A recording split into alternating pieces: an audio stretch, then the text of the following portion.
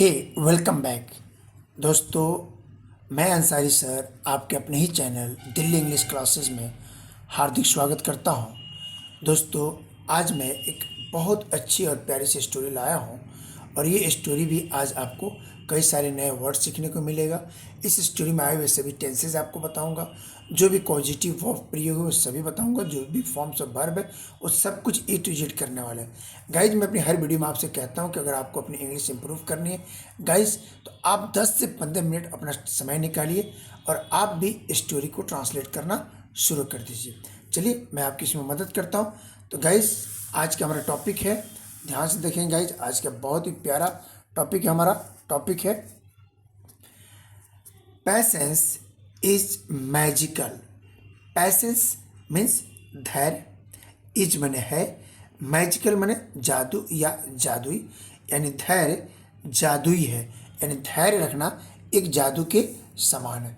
क्या है, कैसे गए, चलिए स्टोरी में समझते हैं, एक एक वर्ड को समझते हैं। पूरी स्टोरी आपको समझ में आ जाएगी कि क्या जादू, कैसे जादू, किस तरह के धैर्य की बात इसमें कही गई है। There was a grazing pasture in between the forest and a nearby village। There guys एक इंट्रोडक्टरी वर्ड है जिसका कोई मीनिंग नहीं होता है, इस सेंटेंस को खड़ा करने के लिए यूज किया जाता है। तो देयर था एक ग्रेजिंग पास्चर का मतलब होता है गाइज चारागाह, इन मतलब में, बिटवीन मैंने के बीच, द फॉरेस्ट जंगल, and near by village. Near by का मतलब होता है गाइज पास के, यानी जंगल और पास के गांव के बीच में एक चारागाह था। Just like all domestic animals, just like यानी सभी पालतू जानवरों की तरह, a buffalo also use to go to the pasture for its food. Okay guys, यहाँ देखेंगे गाइज, अ बफेलो एक भैंस, ऑल्सो भी, use to, guys use to का हम प्रयोग करते हैं किसी भी अपने पास्ट हैबिट को बताने के लिए कि मैं वो काम किया करता था, मैं पढ़ा करता था, आई यूज टू स्टडी, मैं अंग्रेजी बोला करता था, I use to speak English, मैं बाजार जाया करता था, I use to go to market. तो यूज टू का हम यूज करते हैं अपने किसी पास्ट हैबिट को बताने के लिए। तो a buffalo also use to go to the pasture for its food. हाथी ऑल्सो भी यूज टू जाया करता था, द पास्चर यानी चारागाह, फॉर इट्स फूड अपने भोजन की तलाश में, अपने भोजन के लिए वो भी चरागाह जाता था, बाकी सभी डोमेस्टिक एनिमल्स की तरह। A monkey that lived in the forest, एक बंदर जो रहता था, लिव का सेकेंड फॉर्म गाइड लिव्ड यानी सिंपल पास्ट टेंस वर्ब का दूसरा फॉर्म, इन द फॉरेस्ट, एक बंदर जंगल में रहता था, use to play with the buffalo, use to का फिर ये याद है, प्ले मैंने खेलता था, विद द बफेलो वो भैंस के साथ खेला करता था। Always annoying, always annoying it, always annoying it का मतलब हमेशा, एनोइंग मतलब परेशान किया करता था, एनोइंग का मतलब गाइस होता है परेशान करना, तो हमेशा इसे परेशान किया करता था। It jumped up on the buffalo and pulled it's years, it jumped on up on buffalo, वह बफेलो को पीठ पर कूद जाया करता था, बैठ जाया करता था, एंड पुल्ड इट्स ईयर्स और उसके कान को खींचा करता था। It came from behind, come का second from guys came, it came from behind वो पीछे से आया करता था, and pulled at the buffalo's tail और वह भैंस की पूंछ को खींचा करता था। यहाँ गाइज बफेलो में एपोस्ट्रोफ एस लगा, इसका मतलब एपोस्ट्रोफ एस का मतलब होता है काके की के सेंस में हम लोग यूज किया करते हैं। तो पीछे से आया करता था और बफेलो की पूंछ को खींचा करता था। It was guys, it was awfully torturing the buffalo, it was offering torching the buffalo का मतलब हुआ गाइज बुरी तरह से परेशान करना, गाइज इसका मतलब हुआ इट वॉज, यह था, ऑफली टॉर्चरिंग, यह द बफेलो, यह भैंस को बुरी तरह से परेशान करने वाला था। But the buffalo was patiently bearing these pranks, but लेकिन द बफेलो भैंसा वाज पेशेंसली धैर्यपूर्वक, वाज मैंने था ते थी, पेशेंसली मैंने धैर्यपूर्वक, बेयरिंग दिस प्रैंक्स यानी इन शरारतों को वो सहन करता था। भैंसा धैर्यपूर्वक इसकी इन शरारतों को सहन करता था।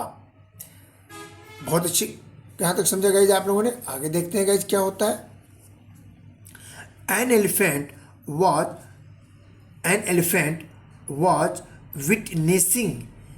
विटनेसिंग ऑल दिस, एक हाथी यह सभी चीज देख रहा था। विटनेसिंग का गाइज मतलब होता है साक्षी होना, उसे देखना, यह देख रहा था। It came to the buffalo and asked, it come का सेकेंड फॉर्म गाइज केम, यह आया, टू द बफेलो, बफेलो के पास। गाइज टू प्रीपोजिशन यूज लगता है अगले सब्जेक्ट को इंडिकेट करने के लिए, जैसे एक स्थान से दूसरे स्थान तक की जाने की जब बात होती है तो गाइज हम लोग वहाँ यूज करते हैं टू प्रीपोजिशन वर्ड का। तो वह टू द बफेलो भैंस के पास आया एंड आस्क्ड और पूछा, हे बफेलो, हे भैंसा, how are you so patiently bearing all botheration of the monkey, how are you यानी तुम कैसे, so पेशेंसली बहुत धैर्यपूर्वक, बेयरिंग सहन कर रहे हो, ऑल बॉदरेशन मतलब सभी परेशानियां, ऑफ द मंकी के बंदर के सभी परेशानियों को तुम कैसे सहन कर रहे हो। If it I had me, यदि मैं होता तुम्हारे जगह, अगर ऐसा मैं होता, by now the monkey would have been long dead. By now guys एक फ्रेज वर्ड है जिसका मतलब होता अब तक। The monkey would have been long dead, अब तक वह मर चुका होता। बहुत प्यारा सा आंसर बफेलो क्या देता है गाइस, ये देखेंगे।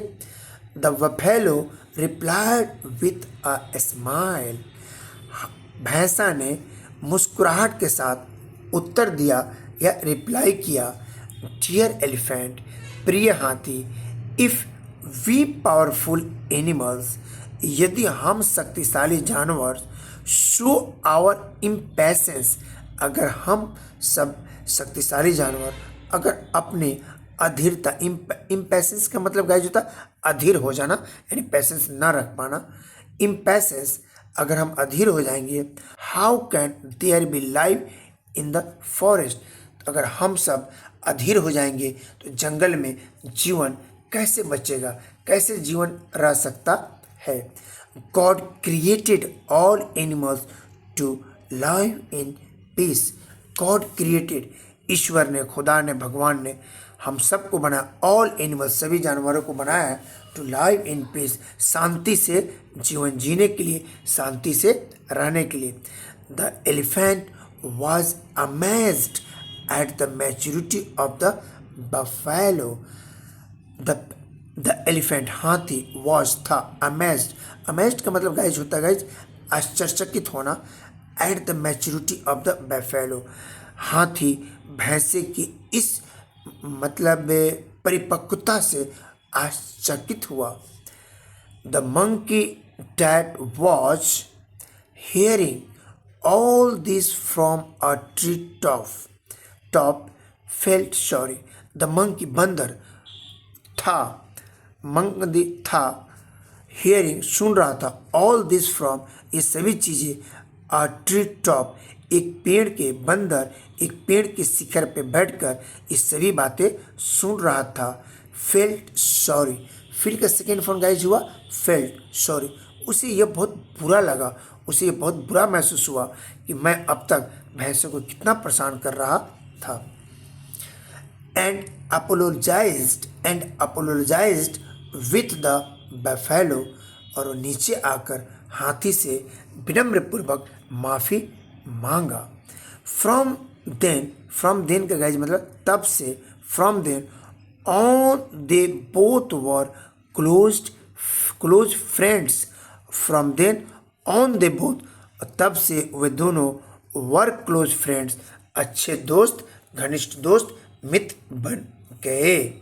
आई होप गाइज यहाँ तक स्टोरी आपको बहुत अच्छी लगी होगी और यह कहानी आपको प्यारी लगी होगी। गाइज इसके लिए नैतिक शिक्षा हमें क्या मिलता है? Patience is power, patience is power, धैर्य ही शक्ति है, धैर्य ही शक्ति है। ओके गाइज, तो ये थी एक छोटी सी स्टोरी जो मैंने आपको वर्ड टू वर्ड ट्रांसलेट करके समझाने की कोशिश किया। अगर गाइज ये स्टोरी आपको थोड़ी सी भी अच्छी और प्यारी लगी होगी, तो यहाँ तक का सफ़र तय किया होगा, तो हर बार की तरह वहीं एक इल्तिजा, एक आरजू, एक मिन्नत और एक फरियाद, एक प्यारा सा लाइक बटन को दबा दे चलिए। और गाइज अगर मेरे चैनल पर नए हैं तो प्लीज़ चैनल को सब्सक्राइब कर दीजिए। मैं अंसारी सर अपने इस प्लेटफॉर्म पर अंग्रेजी के सभी कंटेंट टाइम टू टाइम लेकर आते रहता हूं, ताकि आप घर बैठे रहिए और आराम से अंग्रेजी सीखते रहिए। चलते हैं, फिर मिलते हैं नए टॉपिक के साथ। तब तक आप अपना बहुत बहुत बहुत ख्याल रखिएगा और हाँ, मुस्कुराते रहिए, अंग्रेजी सीखते रहिए। Take care, bye bye.